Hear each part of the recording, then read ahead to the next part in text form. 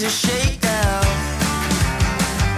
Order up that beat just like it's takeout. So you have to tell the audience, how many times did I get up from this chair to do tweaks and to help our fellow cameraman, Osai?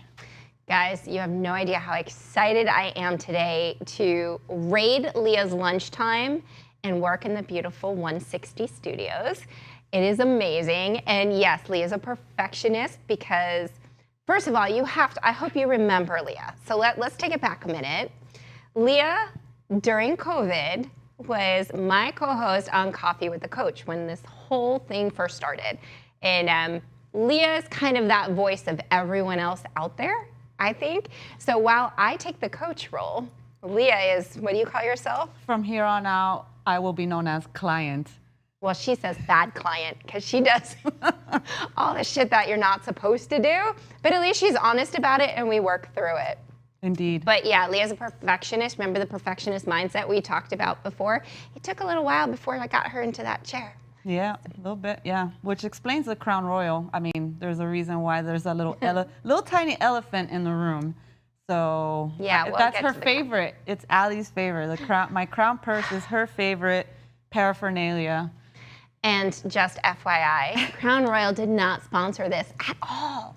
So trust me. But yeah, we're going to get to Leah's Crown Royal purse in a few. But first, I want to welcome you back to Real Talk with Coach Allison G and Leah.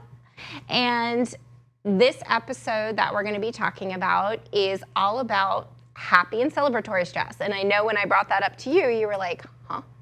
Like, what is that? Yeah, like, doesn't make sense. But with the holidays coming, I thought this was a great topic to talk about and get Leah's insights on because she probably speaks for a vast majority of all of you. But first, let's get to know Leah. So Leah, tell everyone a little bit about yourself.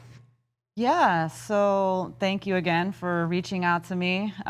We definitely have a lot of history. And so I work, as she mentioned, 160 Studios, and I am the current director of studio engineering and director of photography. So I've come a long way.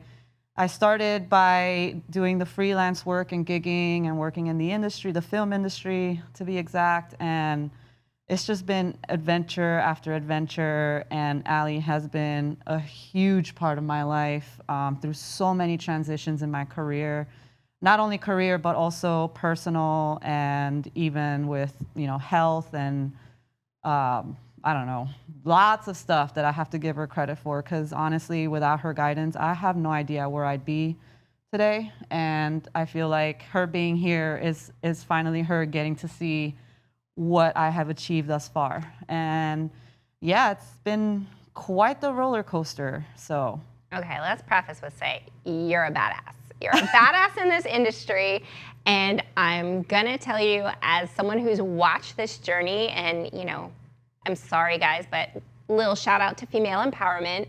This is her particular job in this industry isn't really all that common for women, is it?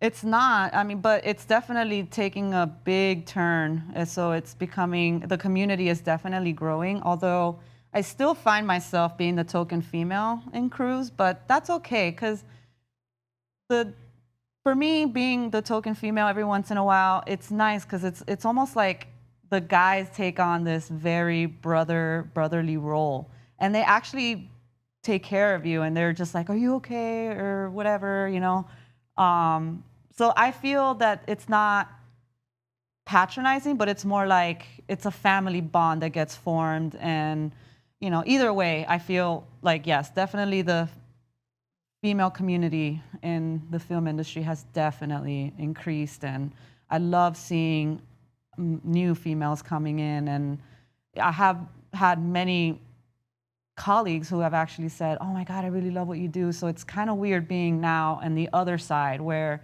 I'm not the one looking up. Now I have a new generation looking up to me. So it's definitely like, wait, am I getting aged now? Because I have a new generation saying, "How do you do this?" You used to be the youngin'. Yeah, wait. Let's cut that. Wait, let's edit that out. Wait, I just aged myself. No, not at all. But yeah, you used to be the youngin', but now it's really, for me on this side, because sometimes when we think about someone's journey, we look at it in moments and in pieces. And I'm so blessed with so many of my clients that I actually, not only just clients, but they do become friends. They become part of my wellness family.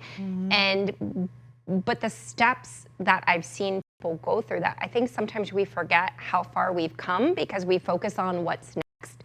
But look, we're kind of in those months right now of gratitude and looking back, but being able to look at how far in your journey you've actually come, to me, is pretty impressive. Like, I'm always awed by it. So, thank you for stepping up our game here. From coffee from the coach in your living room on a couch, and we got yelled at for not being 6 feet apart. COVID conscious. Yeah. But you know what? That just shows that it's like, all right, we're just gonna, if it happens, it happens, right? It's just like, what do you manifest? Do you want to manifest getting sick, or do you just want to say, you know what? Why live in fear? I think we helped a lot of people like try to navigate. I like to think when we did all of those lives, on Facebook, that we were actually helping people try to navigate something that was so unknown. I think so too. I mean, it was definitely a scary moment for everybody. Nobody knew what was going on. Nobody knew how to, navigate around that. And it's, I think at the end of the day is just be safe. Yeah. Practice hygiene. I feel like it's like a harsh reminder. Just wash your hands. I feel like that's what we needed, that to remind ourselves. Wash your hands after using the bathroom, man. Come on. I know. Or you remember seeing people outside walking. You actually met your neighbors. People were exercising. Like, I always pretend like it was God's way of putting the brakes on and being like, you guys are effing yourselves up, and we need to take a pause here. Now, how much of that, people have held on to since then? Sure. I don't know. But that doom and gloom is not the topic of conversation today. It is not. Today, it's about happy and celebratory stress. And what does that mean? Because those are kind of words that seem conflicting with one another, a little ironic. But in my world, I've been introduced to 4 different types of stress. And the one we most adapt to, or we think about when we say the word stress, is emotional. That's the heavy stuff, right? I look at that as loss of a job, loss of a loved one, breaking up in a relationship. I have some people when they move from one country to another and they have to adapt to a new lifestyle. So I think of that the big one. It lasts for a period of time. Second one is situational. Like, some asshole cut me off on the way up here and really got me upset in that moment, a little bit of that road rage. And that's considered situational stress. There are things that rapid fire, sometimes sitting down to pay your bills if it's a rough month.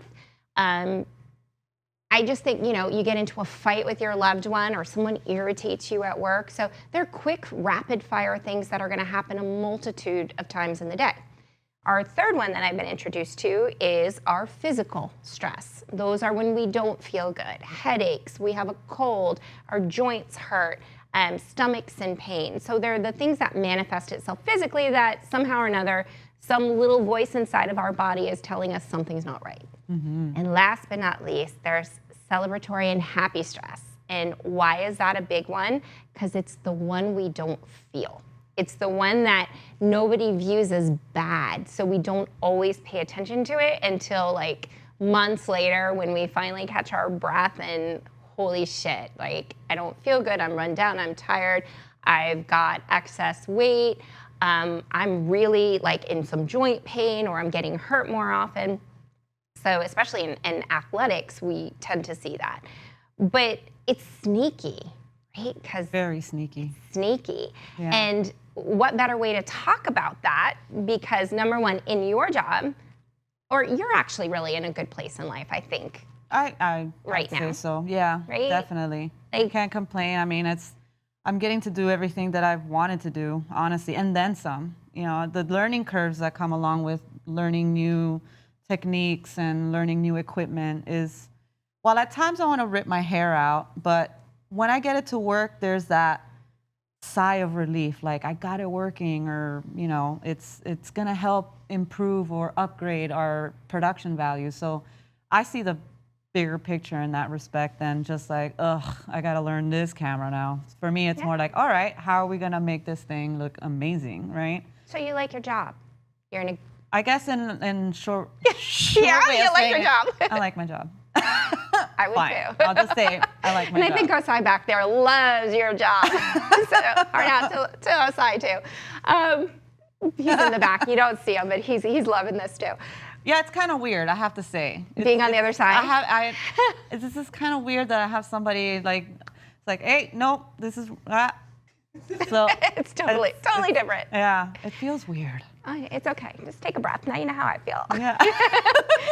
But the stress part is something, so in your life right now, you're in a good place in your relationship, good place with family, and we'll talk about what you've got coming up. Oh boy. You travel to some amazing places when I've watched you on Instagram. And now we have the holidays coming, and that means get-togethers with friends and vacations and social situations. So none of that's really bad. And it's hard sometimes to put your finger on it, and we don't want to make a change when something feels good or it feels right, but they sneak up on us. Sure. So, Yep, true. Leah, you want to tell us your big news, Leah? Oh my God. Well, so I've been with my current partner for about 2 years, and we just took a huge vacation out to the Mediterranean for my birthday, which is funny, a little tangent. So I noticed that, you know how people celebrate the 40s, 30s, 50s, decades. Yeah, it's called decades, yeah. I don't know. Well, they That's call what it it is. milestones. Milestones? Milestones every decade. Okay. Okay, whatever. So I noticed that when I turned 29, my big celebration was that I took a trip to New York. This trip, I don't want to say my age, but you know what? I A don't. decade later, Do the math, people. A decade later, I decided to take a trip to the Mediterranean. So I feel like I'm not celebrating it on the actual turning of the number, but either way, so coming back to the Mediterranean cruise. So first big news, I was actually proposed to, and I said yes. yes. So and it was at a very magical place. It's called Blue Grotto at the Isle of Capri in Italy, and you have to get the other perspective. So the long and short of it is that I was basically sucker punched because she had said to me, I need you to be in charge of photo video. She basically messed up there because once you say that I'm in charge of video and photos, I clock in, you know, and I clock in because I want us to have the best footage and the best photos of the experience. So my mind was at work. It was not taking in the moment of being in that Blue Grotto, which is it's a cave, and it's only accessed by paddle style boats or canoes. You actually have to lie down flat in order to enter the cave without smashing your head on the rock. And it's a very tricky place to get in there because of the tide. So lots of factors that went into that. So she chose this very, very high risk place, but the payout was definitely to her favor. So big news number one, I'm engaged. Big news number two, we have Thanksgiving coming up, and our parents are going to meet each other. So Anxiety. a little bit, and that's just being nice about it.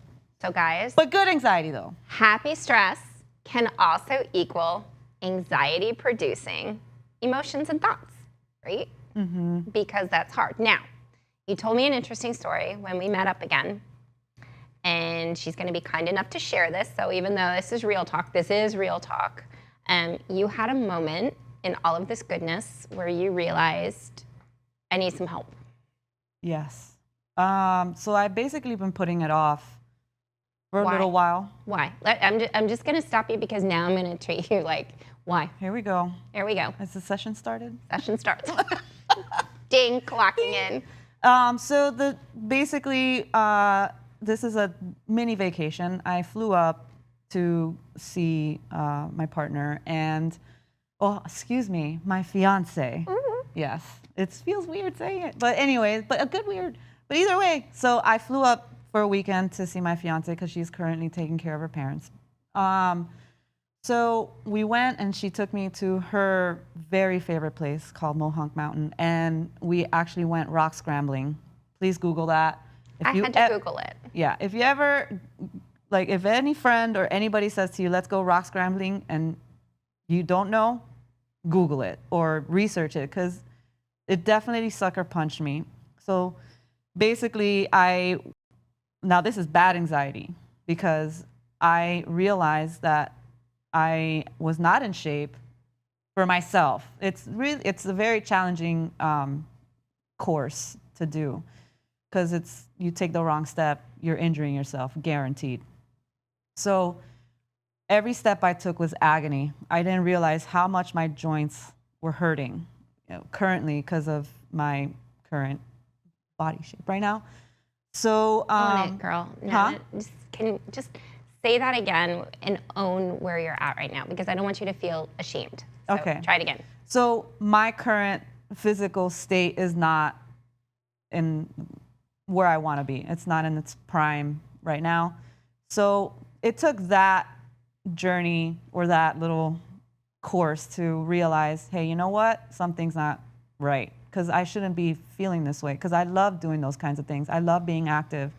I manifested this person, my fiance, because she's very active and she's running circles around me, and that is not acceptable. Be careful what you wish for. Exactly.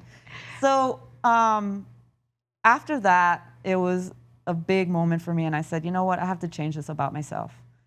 And Q Allie, I kid you not, you text me out of the blue. She texts me. I'm like, well, this is it. I have to have this meetup. So yeah, I definitely did ask for help, and here we are. What do you think, or why do you think it took, or actually just plain out simple, was there a point before where you started feeling like, yeah, I need to do something, I need to change, and then kind of put it off? So I took on the sport called pickleball. Okay, if you guys don't know, I totally injured my knee playing that sport and had to get surgery. So that's why I giggle, because I'm not playing it right now. But she'll be back. Just thinking. Yeah. Well, eventually we'll get you back to that competitive, that competitive wavelength. Well, I took on pickleball, and funny enough, pickleball is how I met my current partner, fiance. Get used to the word. Yes. And so at first I was like, oh, my knees hurt. Okay, whatever. So I kept pushing it off. I'm like, oh, I'm just going to live with the pain. I realized, why am I saying this? Why am I saying I'm going to live through the pain? That's not cool. And Why? I have a huge background in sports. I played basketball in high school and college. And then I transitioned to rugby, which that was really rough. And I feel like that's part of what I'm paying for right now. And then I played softball. And then I stopped doing sports for a little bit. And then I discovered pickleball post-COVID. And it's been an obsession, because I actually played badminton in high school. So therefore, pickleball has been, it's actually helped me a lot with my stress relief. So rather than going home for that glass of wine, I actually just do pickleball until I come home like just dead. But Okay. at the end of the day, the payoff is very good, because I just let out any and all just challenges from the day. And if something didn't go the way I wanted it to, at least I had pickleball just to let it out. So fast forward to the Mohonk Mountain rock scrambling, that's when I said, okay, not okay. I'm not happy with that. So do you think that part of the reason you didn't address how you were feeling sooner was ego-driven? Because you were a sports athlete and you felt like, why do I feel this way? I should be better. Yeah, I think so. I think it was more of like, don't be a baby. Because not a baby, but more like, suck it up, buttercup. That's what has been, Why do put you in my think we're head. so hard on ourselves? Why the hell do you think? Like, that just, would you say that to your best friend if they were saying that they were in pain and they were hurting? No. Yeah, now that you put it in that perspective, I'm like, yeah, that's just rude. Right? Like, it's so rude to mean. ourselves. Yeah, right? I Like, know. we treat other people nicer than we treat ourselves. Yeah.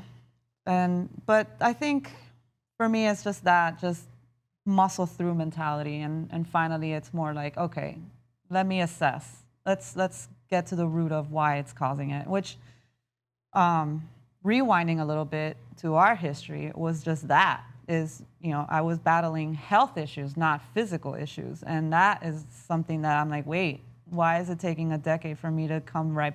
It's like I feel like I came full circle, but now it's physical and not health because I don't want it to get to health. So that's why I'm dealing with physical now and just figuring out the root of this problem. So here's the bigger question. So yes, you've got this going on.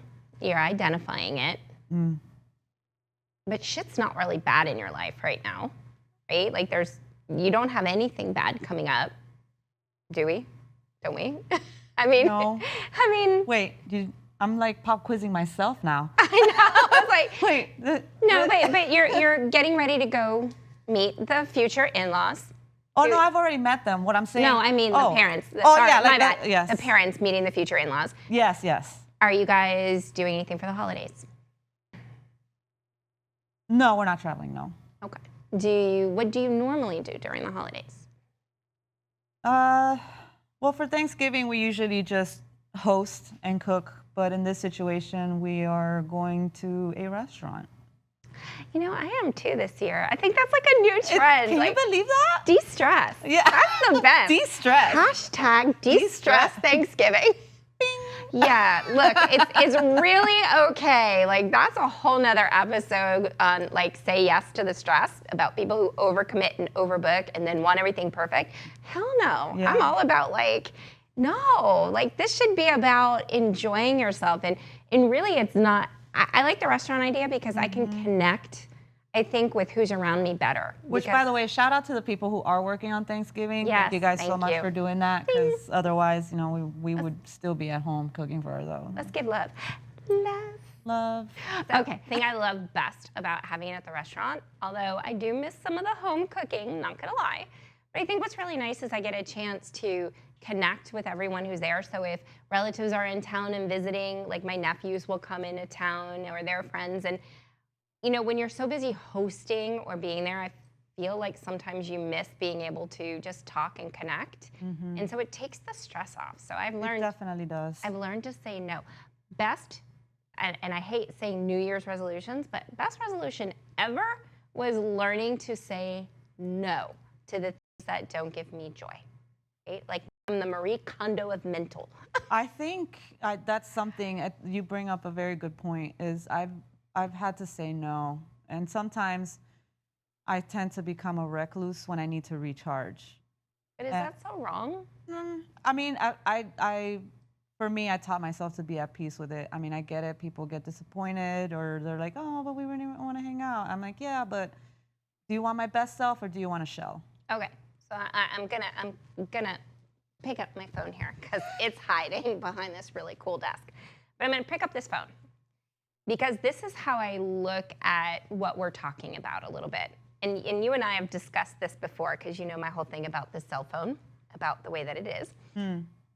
So sometimes when we're so enthralled or engaged in what we're doing and we're going and let's say it's one thing after another, and again, nothing has to be bad. I could be going to a party. I could be going to this dinner meeting or someone's house that I'm going to. And I forget my phone charger. And eventually that battery, that little signal on the battery that's up there starts to tell you you're low. How do you feel? Anxious. Yeah. Anxious and just frustrated because anything happens and you need your phone. Just know that one little Google search is eating up probably the percentage that you have left in order to keep it alive. Yeah, I freak out. And I don't always have the best chargers in my car, so I can't even count on my charging cords to sometimes work when I need them to. That's true. But now we turn around, and when I've charged my phone fully, Do you feel that same anxiety? No. I look at it like the gas tank in the car. If I'm getting ready to go to Disney for the weekend and my gas tank, because I'm a Disney mom, and the gas tank is like at a quarter and I don't feel like stopping, am I going to get to my destination? No. And what if there's a traffic jam on the turnpike? Because that always happens. Oh man, those are the worst. Yeah, when it's gridlocked and you know you can't move. No, and if I'm not prepared and I'm not on a full tank, then I'm gonna start being anxious, right? And you get nervous and then the foot starts going and you're shaking a little bit. So we do have to recharge, right? I do have to refill up. I have to recharge the phone. Our bodies are not, and our minds are not any different than that. There is a part, I know in a previous episode we talked about training a whole lot. And we were talking about being physical. And there are those people who will physically work out every day. And whether that's to de-stress pickleball, because people are obsessed with pickleball, girl. Like they are obsessed. Anyone that I know, and I slightly started getting obsessed till someone put a halt on me. But even with that, literally, people will go out and play every single day. And at what point do we give ourselves a break? At what point do we take that? You know, there is a part where overdoing things become negative. That's it. I have to say that definitely I took, it wasn't until I believe the beginning of May, around that time, when I started taking it really serious, and I wanted to go a little beyond the rec play and develop the skills of the pros to the point where I actually changed my serve. So anybody who's listening or watching and they know about pickleball, and when I say I changed my serve, I hope you understand that I used to do the typical drop serve, like I would let the ball bounce and whatever. Then I learned that I see that the pros don't do drop serves. They serve normally without a drop. So all those things I wanted to evolve into the better player, to the point where I started drilling. I would go in the mornings, very early in the morning, because you know the summer it gets brighter earlier. So I was drilling from 6 a.m. to about the time I had to go to work, which was like 7:15. Then I would play for rec in the afternoon after work.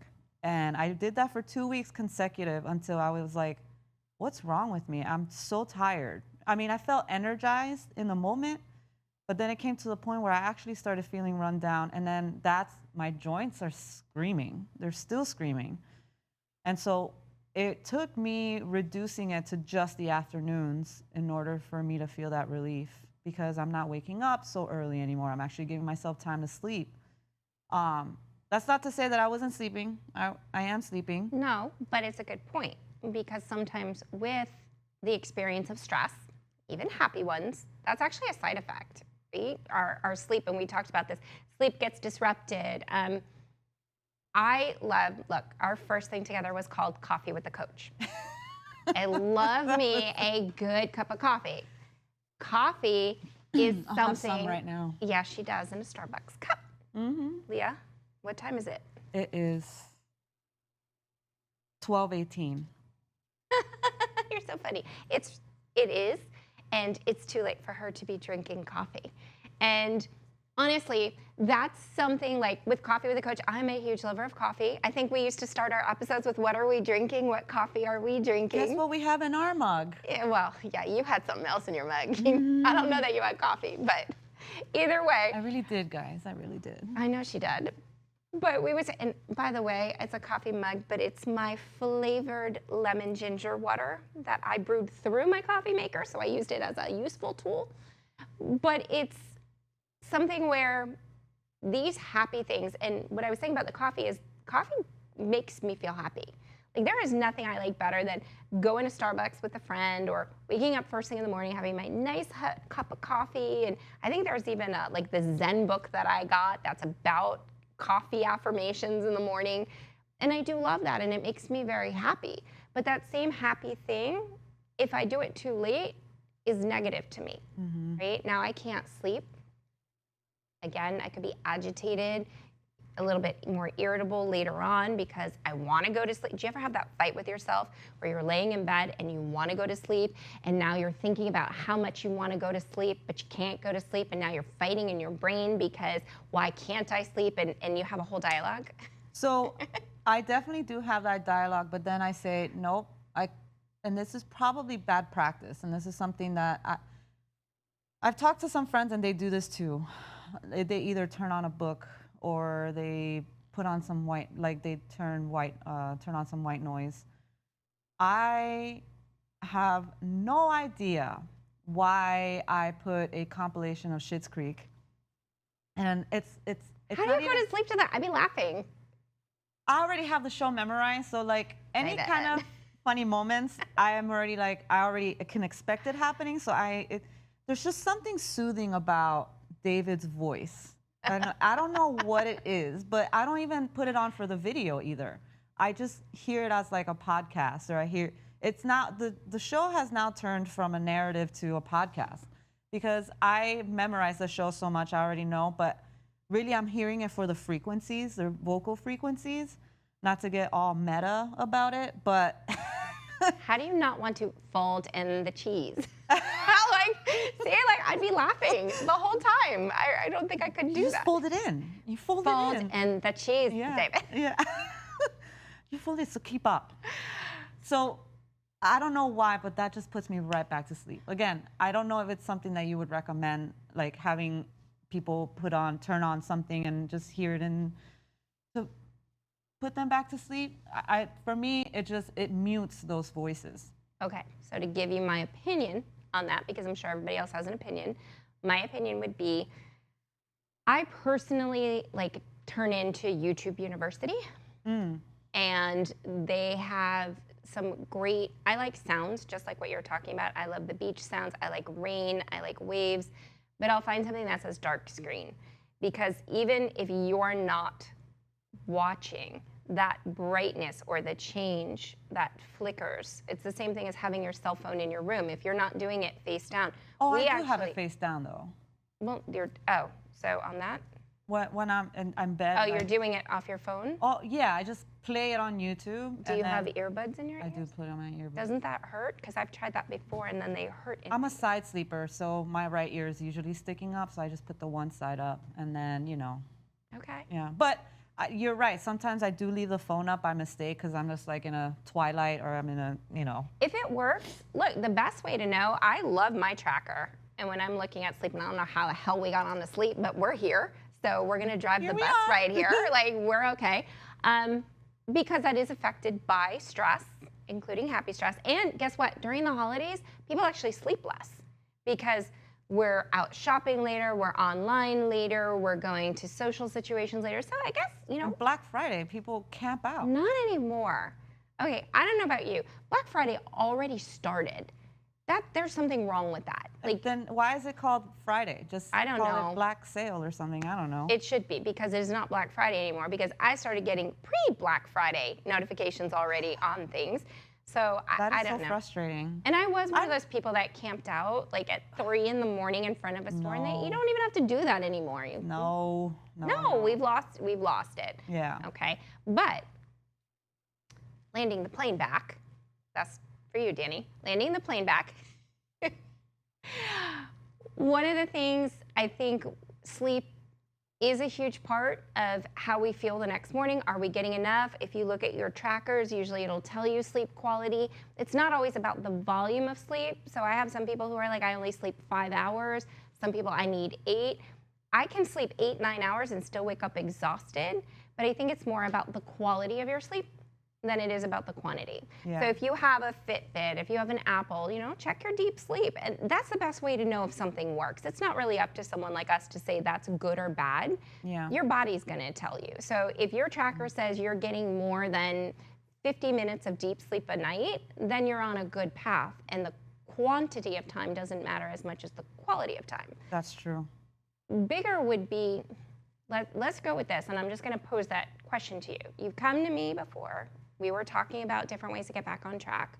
You're walking into, we talked about some happy holiday things that could be potential pitfalls. How are you going to navigate that? What's going to be different about what you've been doing and now moving forward? I think I'm just going to be more, what? I was going to say, I put you on the hot seat there. Yeah, you did. Woo, wow. Burning up.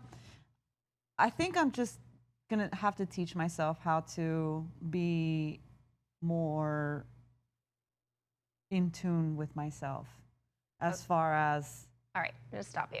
How to teach yourself. Is that what your background said? So what I was saying was, you said, I'm going to teach myself. Yes. How? You could teach yourself camera because that's your passion, that's what you're into, that's your profession, that's your strong side. Is self-care, has that been your strongest suit? And this isn't a negative thing by any way. It's just, I sometimes suck at it. So. Well, I mean, I think it's a very good question because that's definitely, and it just shows my having a hard time in answering that. It just shows how much I put it in the low priority pile, right? Like my self-care and anything, because I dedicate myself to my craft. I dedicate myself to my job. I dedicate myself, to everything. But at the same time, I do everything in my power to stay healthy so that when it comes time to travel, which by the way, I just found out that I'm traveling again in December, when it comes time to those situations, I want to be at my best, to be able to perform and to be able to deliver the best quality of filming that is required of me. Okay. So that's definitely something that I'm going to have to do better at, right? How? Maybe that's something that I might need the assistance in also. Okay. So what would be something simple? You're going to a dinner. You're trying to stay on track. You're trying to pull some of your self-care back out of the trash can. And it really wasn't in the trash can. The fact that you even are sitting here, we know that's not in the trash can. But yeah, pulling it from the depths, we'll put it that way. Because our professional side of us, it's really strong. You wouldn't be where you're at in your career if it wasn't, right? So that's always going to pull a lot harder at you because it's easier for you to do. Yeah. Now, self-care, we're bringing it up because obviously you just said self-care matters. If I feel stronger, if I feel more in tune, if I'm feeling mentally better, physically better, these things, do they not play a part in your other side? Yes, it does. Okay, so moving forward, you're going to this dinner or you're going wherever. How do you, I guess the bigger question, and it's the struggle for most people, is how do you get your cake and eat it too? What is something that's worked for you before in the past when you're going somewhere and you don't want to feel like you have FOMO, your fear of missing out? What works? I mean, in my previous journey, because I actually, just another little side history about myself, Ali has helped me through a very big weight loss. My very first big weight loss was in my late 20s because I was I was personally in a bad place, but neither here nor there. So with that education that I received from back then, it's something that I'm actually bringing back. How much weight did you lose that first time? In totality? When we started back then, what was that weight loss? I believe I lost 88 pounds. 88 pounds I lost through food, more importantly, food education than any exercise or any kind of physical, I believe. And she taught me the 80-20 rule. So it's 80% what you eat, and then 20% physical. And that's something that I've held dear even after we had our little ebbs and flows in our connection, but that's something that's been in my head, and I value that a lot because again, it's very easy to I'm just gonna start walking 10 miles, but if you're still eating a cheeseburger. Okay, so this is where the crown bag comes into play because social drinking became a thing that kept sending you backwards a little bit. You don't realize how much because you're having a cocktail or two, and alcohol is always one of those big things where, everybody, you try to tell them if you want to lose weight, shed pounds, lean out, get stronger, get faster. Those are some things that, we need to cut back on. And sometimes we don't realize. And I'll never forget. I'm like, you have a constant reminder of drinking everywhere you go. Like, your purse is a Crown Royal bag. So how do you overcome that I just think it's funny because subliminal? at first I didn't realize how subliminal or subtle the psychology works with having that Crown bag, because it's like, man, you're right. Like, I do tend to drink, which I think goes with I don't know if it actually is relevant to the happy stress, but I love drinking when I'm having a great time and stuff. Absolutely. And I'm just vibing with my friends.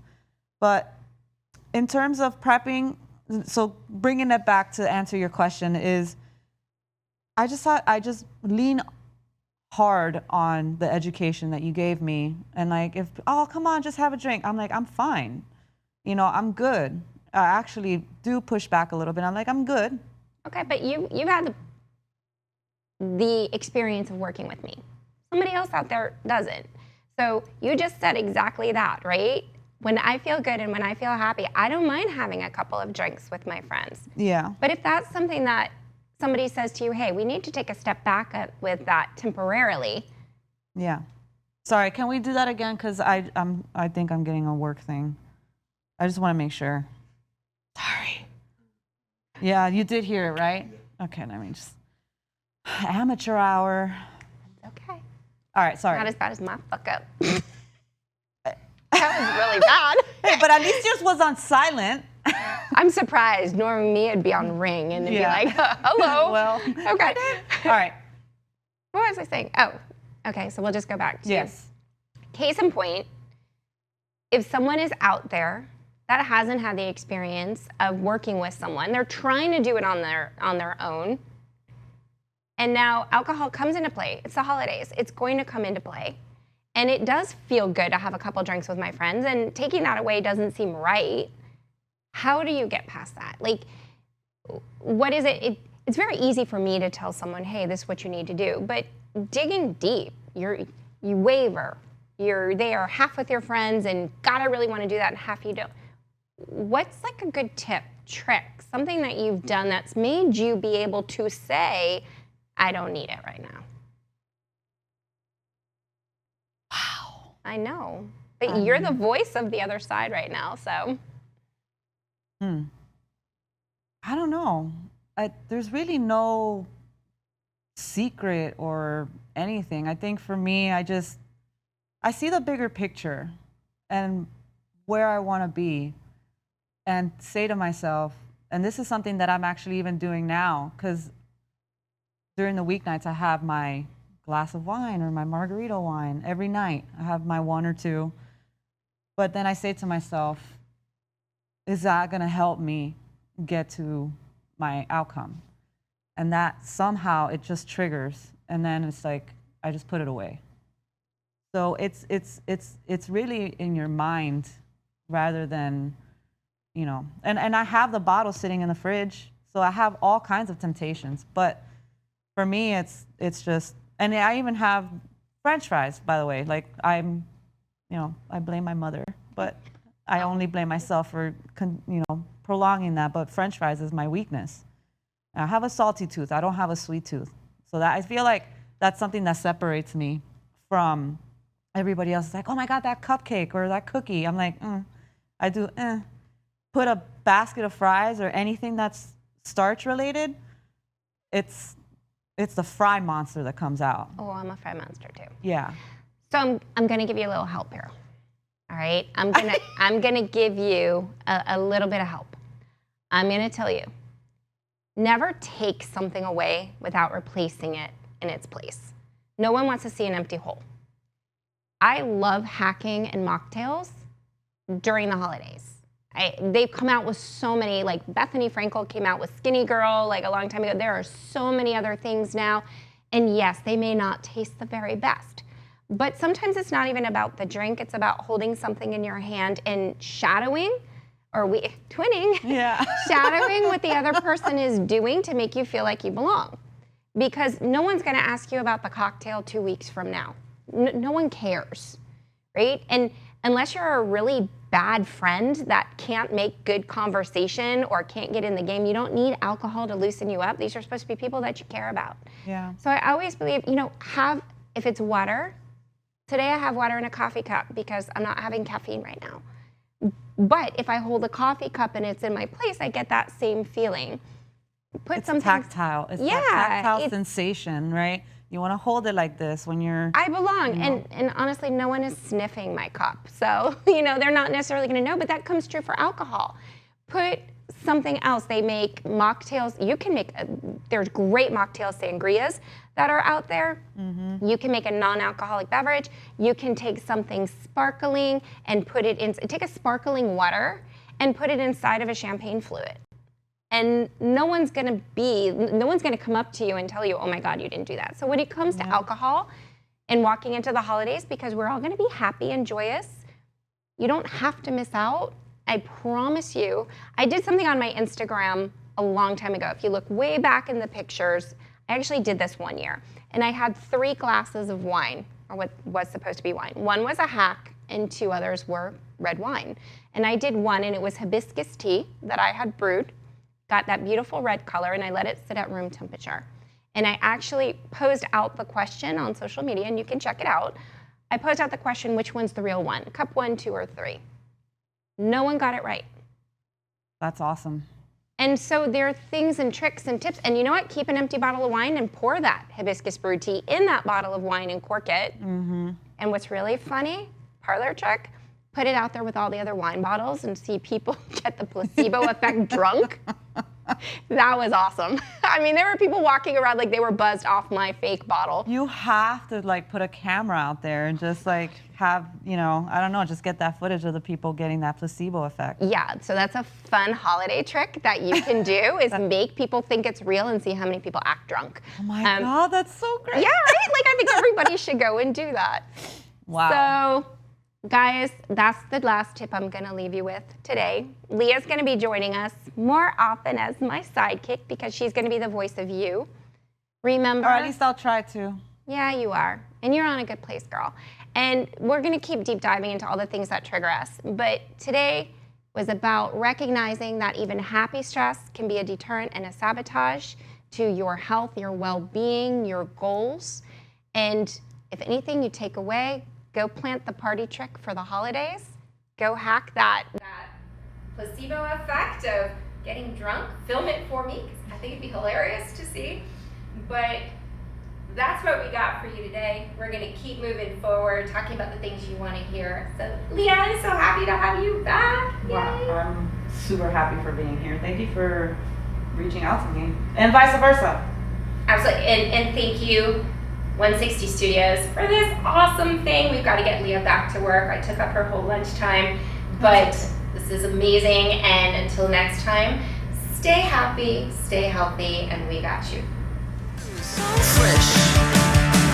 Get up on your feet, this is a shakedown.